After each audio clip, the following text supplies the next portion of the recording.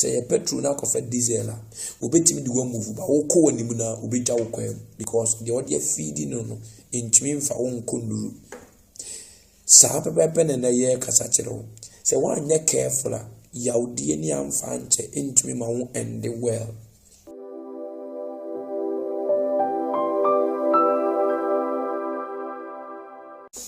Ya de radiase ade aye chire on say me wi bia comments a eba any course a eba afi amema hu ni say ade wi wo system ni papa na say yesi ewrade yehia no say yanhwe ya awo be die wo huhuru birim na wura die ewo awo birim say yanhwe yesu baye na ya ansa kira ya adwene na ya yehia no koso de abrabofunu ya nantia Onyankopon yensi na twetwe de yegu no an ye twefi se enya yenko ne nipa idika ya bisia Kristo Yesu mamoma yen na ada ye ho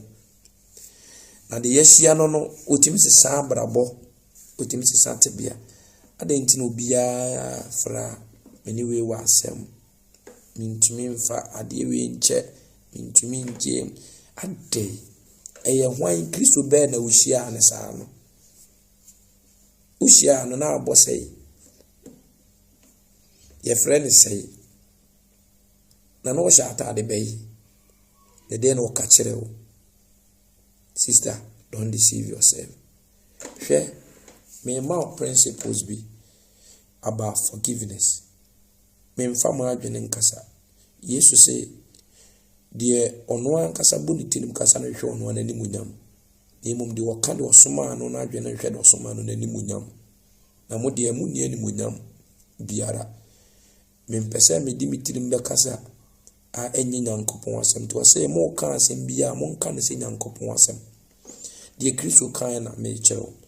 pitan busa ne se eja empra he na me nuafom mia mfa nkyem we are brethren ye nuanom asmo kan say 77 times 7 a day Peter say na why ne betumi sa de we ene erade tu igidiem yasuntu dia beba de na so beba no onue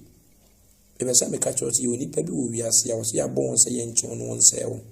nipa ni bi ewon ya brabom ye be omo ben ya ade ye fe ne sense san ye ontumi nsesa nti wo ne wo so sesa wo ho anya sa wo be ye osuntu dia obema abonwuno anom obema ombekwa adi na America no ntumi nko so udi mekwa udi ngo udi anwa na obetu America obetumi ya make attempt ba wontumi mfa end because the ewo mu no ebesa se ekeka no ho meko no woku wanim na o system ni change mo se ekeka no nti be drop down nti nya aduane nyina ni didi tu America ye waduane ya didi tu America ka se wan fa oil o se di kuma mfa mu se ye petrol na kofa diesel a obetimi di move ba wo ko wani mu na obetwa wo kwam because the audio feeding no intimi mfa wo nkonduru sa pepepe na ye kasa kire wo se wan nya careful a yaudie ni amfa nche intimi ma wo end well intimi ma wo finish well I'm telling you enti hweniye na kansam yensa pe na kire wo de first one eye o se fa channel 77 times 7 uwiye no de tosu mienu asema Yesu sa kan ye ne se wunia form wa process afasoni wase ko no an nchen first ko yina 10 2 se wade chewa wanya wunia back wafa wade bibia ni hobi enko kanchire obi abiem se wase wanfa wentie wansa kira de oguso ya no ya ko second person second party fato no so wanim se no so ohwe na ensesanya ama wentumi ansa kira emfiri de wo ye no wase afi fa ko third party ya asori mpanimfo anim fato nanim se no so de ya no ya afi wia ositi afutu no de maun nam se nipa ni bi wo a umuntumi nsesa na ya bon se mwa ye nchi won se wonti no afi wo se wo de wuye ni Yesu afutu odi money wacha fe saa nipa no wankasa we ye trosem wankasa de obeye na beboa wo na ho ato no otimi akọ ni makọ akoduru nti no o saa nipa no wo wankasa bunu se wankasa buni se pe baabi pa adwi pe stage bi fani dina ebe mu waye okay nti obetumi adana nti se wo baketoa a woni ntifi wati ase dia beboa ye enwo futu nko ana da bia ye de ma wankasa o se afi busa nipa ne se busumsum ni pe baabi efani gina se de be ya obenya hoto principles no so apply process na faso churches nyina si yehu sa process we ya hardly say sa problem we because so atena nipa ne nipa ntem nti ye bold ko nipa ne nche ne yi na ten what I say yi na ten when ti I was a second person third afi ni wo hu say you have done with your part what we wo from die why ye wa from die the kasa wo ye no the Christ are shown why then you leave it. Hallelujah. Aside that, you can go and pray for the person. Say yeah, who sa die we into say trosema mu nimti da mofom trosema mu nimti no da mofom ene Awurade asem we on wo de unim bibia no mo amunim akenkan no pe audio ni bi wo so lia embo tirim sa embo bo Matthew abo wo so onim kan no de you just read it read eno akra ye sekanya eno so ebe do mu asa ye wa adwi mu no akoma mu adwuma Bible, because the more you read a book, the more you love the author. The author of this scripture is Christ Jesus. The more you read, you know much about him. Now, obesha say, "Oh, dona ankasa." Obesha say, "Oh, dona." What's it say? Say, enam say, "Young can once young gene ho young kan ne intiama ne ho do ne ho se obo no afiri nipa young kai tada o kan say bi Bible mu kro say o Bible enso no di Yesu achi bia 10 years 20 years 30 years bia 40 years bia 1 year enso na wonim to bi say asenti o Bible. Read the scripture day in and day out. Read. Ebe brush it out your mind. Ebe brush it through heart. Ebe wash it. And ye ma fi ne ma basa bia. Afi ube sha se se o do Awurade. Awurade ho do ne ho ani je bi be sha se e bowura o. Dia to so bi se wan we ya ho. Satan be ma wo feel big. Na o de ferry bi be show mu se ene de wa ferry o pa na o kopacho o se settle peace with all men.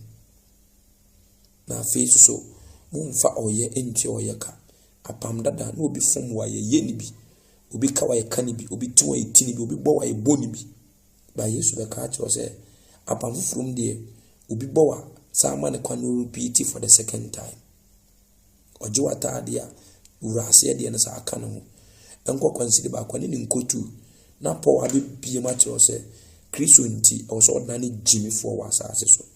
o se Satan de ni wo bi e hye o mo se de nti na men kopa cho de nti na men kopa cho e de nti na men kopa cho ade nti David o de ni wo bi ana na prodigal son no utimi di sa ade no so a utimi make step to another level because ferry Satan di kan de ferry and was say accuse no but the ferry any humbi and this accusation spirit ni nyina be twa no hia o afele o wagu ani mu ase o kokora ye nyo nwanko na Awurade anu waseme wo mu ni se ebra oda so hu ni ho se wo ya akwa na ne papa hu ni se eba ba na ofa and was there bi metu oni wu nagu metu ferry nagu na ma make step ako I'm sure say BBC. Hwɛ komasi on the Satan kwa ni nipa on penin kabomu. Ubetu fu se mo masa yiwani kaso ade de wo be ya na waye no oka se wagimi ana mi brebi mi ya ade bi na akrisofo ba me ntia na o papa de ntina o se wo yes ade na me se mo ka se eye ekuo bi keke ne ye don ana krisosumo kriso ni di nachi kristo na ye practice na namo ade na de wiase ye no eno bi ne pese ye wiase de wo ye tua wo ye ka krisofo so de wo ye tua wo ye ka wiase de wo ye etua wo ye ka wo ye me ye obi ye the same thing yan so ye si nim kristo yeso ye tin so ye na eda ye ntem ene wo mu ntem where is it our heaven in you because we have said the way the year me party tria and a wusuru nana and our friend massa who ye Jimmy yes not get him say yes Paul you catch them yes you can be chance of what them you catch a Paul say what Jimmy and a body was so much a yemi desa makase me Jimmy a Christian tia nse mu wo wi ase na woka etimi ka se wodom ani pa Jimmy odom ani pa Jimmy boko no bi sini get dress boko no bi konsume man ge boko no bi na nsuum na wode chenye na si wo ba no so awia abo no de si wo ba no so no na mawiem onye ajae hallelujah ode unim tia enti te Kristo enti magimi heaven enti magimi ana ayede ena hi na medi wa asase so na mi nyimi nso nkosi da nti sankofo ni nyina twa anwo hia ne ye accusers omumma eniswade hunu mbam omumma Philip eno nti ebasa awurade so ontumi mfawo so etwene etofom ni afa so ti esia ne yen ose ye dafom na Kristo fire so de hye ne mu animonyam ba so gina ho obeda ne wafa so oso so perform secure calm down secure wan ka se nipa wa ha adabi mi uska okrum ha de ntina wo se mi yesi dabi secure si form eno nti duana wa foro na hantan duana wa foro no amfa anche duana wa koka soro minim duana e wo se bra form yesu se bra form bra o de bra wa calm down ene yesu ne si no wo ka chance si form no see form mama ene jena mpesa me kacho go and apply these principles na baby a won emfa ni jeni asomdwie emra ebem wa hoto wan kasa ibo se krisusum se eye krisusum manyansa krisusum masomdwie papa eman ti ase papa why you testify it ene se minim se awurade amane nkwade atwen wa beduru ne eno ntu ye nshira bomode na wanye suntudu ama obi na obi so anye suntudu ama woni nsi awurade so don ode do awurade men no nipa do awurade the more o do awurade no the more o do awurade ade bi ye o time bi abi pia furu mu so obi hunu wo hunu yi minim say ye pon ya o ko apply go and apply these principles and come back tomorrow and testify about the goodness of Jesus Christ. Ready shira omani suyi na no pay o Yesu Kristo dim. They were friendly and kwafo and minim say onwu ye ni mase.